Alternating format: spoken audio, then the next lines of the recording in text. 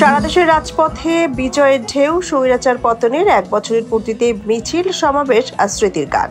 1 বছর আগে এই দিনে 16 বছরের এক নায়কতন্ত্রের অবসান ঘটায় এক অভূতপূর্ব গণঅভ্যুত্থান। ছাত্রদের নেতৃত্বে এক নতুন ভোর এসেছিল বাংলাদেশের ইতিহাসে। শেখ হাসিনা পলায়ন করেন, ভেঙে পড়ে শাসনতন্ত্র।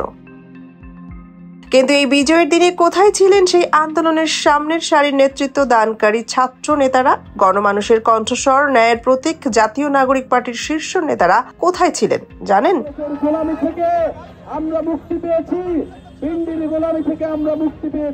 হ্যাঁ, ঠিকই শুনছেন। যেদিন জাতি স্মরণ করছিল এক স্বপ্নময় বিপ্লব, সেদিন এনসিপির মুখ্য নেতারা ব্যস্ত ছিলেন সিভিউ রুমের বারান্দা থেকে সূর্যাস্ত দেখায়। গুজব উঠেছে সাবেক মার্কিন রাষ্ট্রদূত পিটার হাসের সঙ্গে গোপন বৈঠক করেছেন তারা। হোটেলে পৌঁছানোর সঙ্গে স্থানীয় বিএনপি নেতাকর্মীরা বিক্ষোভে ফেটে পড়েন। হোটেলের নিচে চলতে থাকে বিক্ষোভ। সার্জিস আলম তার এক ফেসবুক কমেন্টে বলেছিল, মিডিয়া প্রোপাগান্ডারও একটা লিমিট থাকে, ন্যূনতম পেশাদারত্ব তো থাকা উচিত।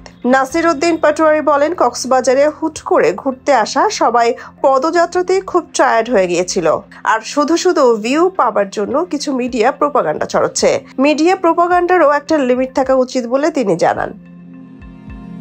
যে ছাত্র সমন্বয়করা বুক চিতিয়ে শাসকের গুলির মুখে দাঁড়িয়েছিলেন, তাদের এই উত্তরসূরিরা কি আজ কেবল সেলফি আর সমুদ্র ভ্রমণের রাজনীতি করছেন?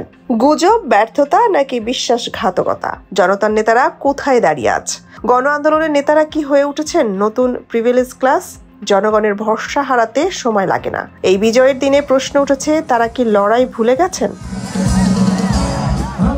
সোনিয়া খান, খবর সংযোগ।